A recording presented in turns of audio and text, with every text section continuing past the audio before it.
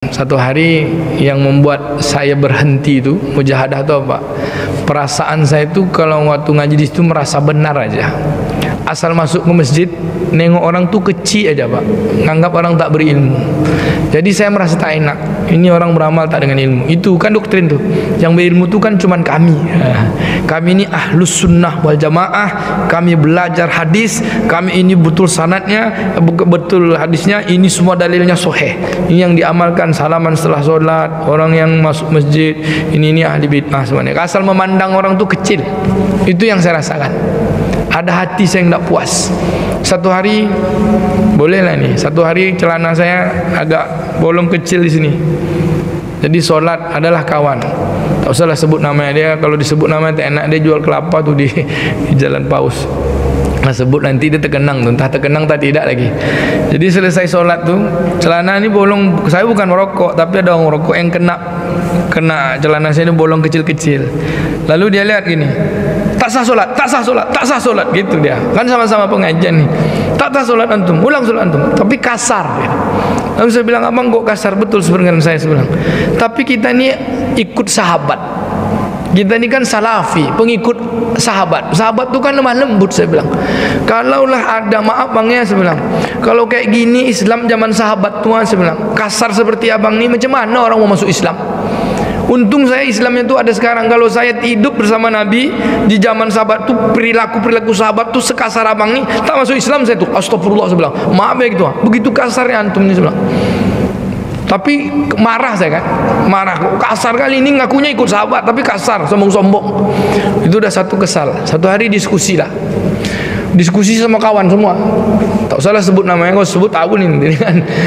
Saya bilang, Bang, kalau saya berjalan dari rumah ke masjid, tiba-tiba di tengah jalan saya berhenti dan berdoa saya di jalan tuh bang, berdoa saya, ya Allah ya Rahman ya Rahim, apa aja lah saya bilang. Doa itu ibadah nak bang? Ibadah. Oke, saya bilang. Tapi yang saya lakukan ini pernah dibuat Nabi nak bang? Saya bilang. Isu-isunya mulai gitu. Bingung dia jawab. Kan man amila amalan laisa amruna fahuwa ruddud. Kan itu dalilnya. Siapa yang beramal yang tak pernah kami tunjukkan, maka amalnya tak diterima, tertolak. Saya tadi beramal, kan ibadah tu kan ya. Saya berdoa di jalan tu, lalu ditolak. Berarti kalau amal tu tak pernah ditunjuk, berarti itu bid'ah kan bang? Tak bisa juga dia jawab. Kalau bid'ah berarti dengan berdoa tadi masuk neraka saya itu kan bang? Sebenarnya kan berdoa sampai di jalan, di tengah jalan, kan bid'ah tu kan. Kullu bid'atin dalalah wa kullu dalalati finnar. Setiap bid'ah sesat masuk neraka. Apakah mungkin saya di jalan tadi berdoa gini lalu Allah Ta'ala bilang kamu masuk neraka? Yang satu jawab ya bid'ah, tapi masuk neraka tak berani. Dia bilang ya itu bid'ah. Yang satu lagi no comment. Semenjak itu saya bilang berhentilah saya ngaji lagi, kalian aja tak dapat jawab. Saya bilang kenapa? Kalau seandainya saya masuk neraka, masa Allah kejam betul gara-gara saya berdoa masuk neraka? Maksiat apa yang saya lakukan?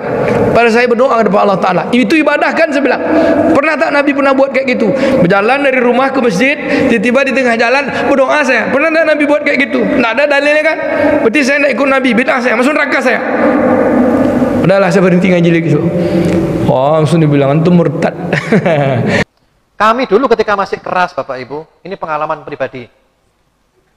Dan sekarang baru sadar kami, ternyata saat itu kami sombong dan ujub. Itu dua sifat. Sombong dan ujub, tapi nggak sadar. Sekarang kami baru sadar. Sehingga mereka-mereka yang belum sadar itu sombong dan ujub. Kenapa sombong dan ujub? Karena mereka tidak mau menerima kebenaran kalau dari luar kelompoknya, itu sombong.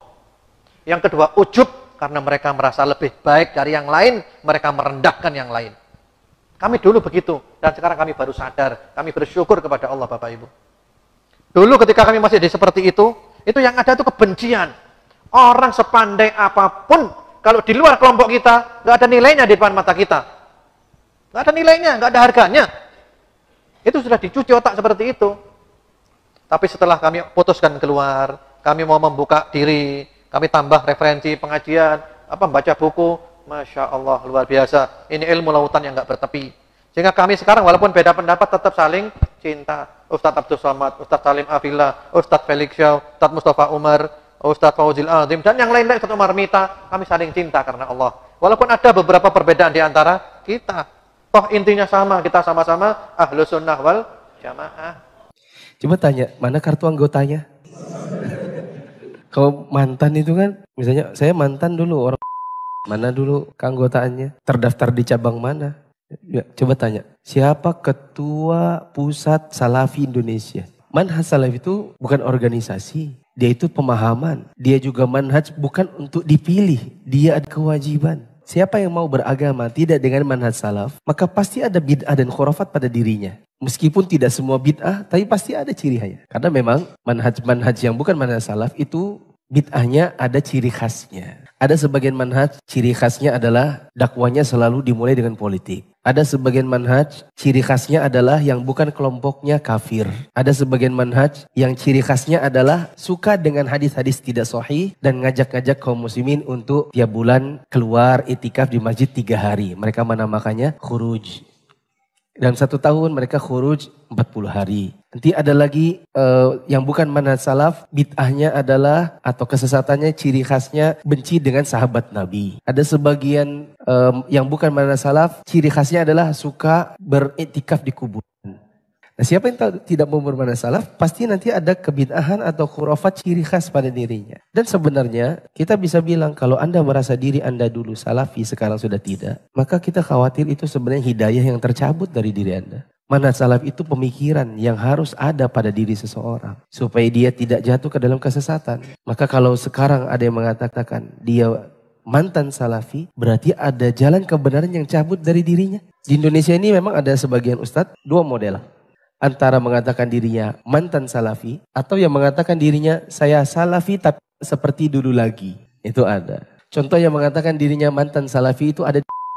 Kita perhatikan atau ustadz-ustadz yang bilang sebenarnya orang ini dulunya maunya dakwah di kalangan salafi, tapi karena nggak diakui ilmunya, catat ya, tidak diakui keilmuannya, nggak dikenal belajar dari mana, nggak ada orang yang lebih ahli dari dirinya yang merekomendasikan dia sebagai ustadz baru dengan manhaj salaf, maka orang pun tidak menghadiri pengajiannya, orang tidak menerima dirinya sebagai dai yang mumpuni. Endingnya adalah karena tak diterima di sini, cari ke tempat yang lain yang bisa terima dirinya, yang mau mengakui dirinya sebagai ustadz, lalu yang salaf ini dibilangnya, ini dulu saya sekarang mantannya mereka. Padahal sejatinya memang tidak ada yang mengambil ilmunya. Apakah itu wajar? Wajar dong. Bapak-bapak punya anak nih, misalnya tinggal di Balikpapan, anaknya bilang saya pokoknya maunya sekolahnya di Balikpapan. Maunya apa nak? Sekolah umum apa sekolah SMK atau sekolah pondok? Apapun pilihannya dia, mau sekolah umum atau pondok, pasti bapak-bapak akan mencarikan yang terbaik di antara yang ada pilihannya. Betul atau tidak? Kenapa begitu? Itu adalah sebuah naluri, hal yang wajar bagi diri seseorang untuk mengambil ilmu, dia harus filter. Dia akan mengambil yang menurut dia layak untuk mengajar. Betul? Minimal di zaman saya dulu. Orang berlomba masuk SMA 1. Orang berlomba ke sana. Kenapa? Orang menganggap itu sekolah yang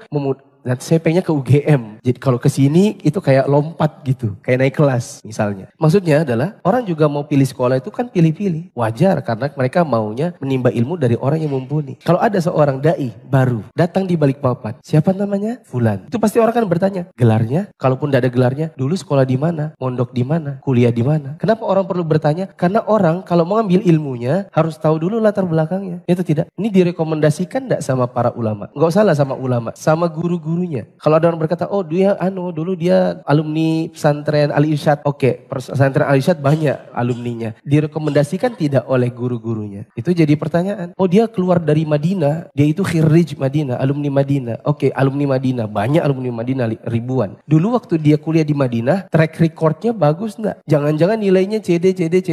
Kalau dapat beasiswa kerjanya melancong keliling Saudi. Dan sibuk sama itu lupa dia kuliah. Banyak bener. Jadi orang akan memfilter. Nah itu versi pertama. Itu contoh ada orang mengatakan, saya mantan salafi. Sebenarnya dia bukan mantan salafi. Dia adalah orang yang dulu maunya dakwah di manhaj salaf. Tapi gak diterima. Karena tidak diakui keilmuannya. Lalu mencari tempat yang di situ dia bisa bernaung. Yang di situ dia bisa diterima orang. Diorangkan, diustadkan. Lalu mengatakan dirinya mantan salafi. Ada juga seperti di Ini salah satu ustadz yang dulunya senior. Dia, kalau dia bukan mantan salafi, dia mengatakan saya salafi. Tapi tidak seperti dulu lagi, tidak kayak yang mereka-mereka. Kalau kita tanya, emang kalau ustadz sekarang gimana? Oh saya kan gaul sama ini, sama ini, sama ini. Semua saya gak pergauli. Karena semuanya kaum muslimin. Maka kita katakan, ustadz bergaul dengan kaum muslimin memang semuanya kalau masalah muamalah. Untuk duduk bareng, kemudian ngisi bareng, yang antum dakwahkan manhaj salaf, yang ini yang didakwakannya khurafat dan bid'ah, campur aduk dong. Dan itu bukan manhaj salaf. Berarti antum cuma sekedar ngaku-ngaku aja. Kalau diusut-usut, oh ternyata pernah salah ngomong, keceplosan, tersebar di media, akhirnya digerebek orang, dipersekusi,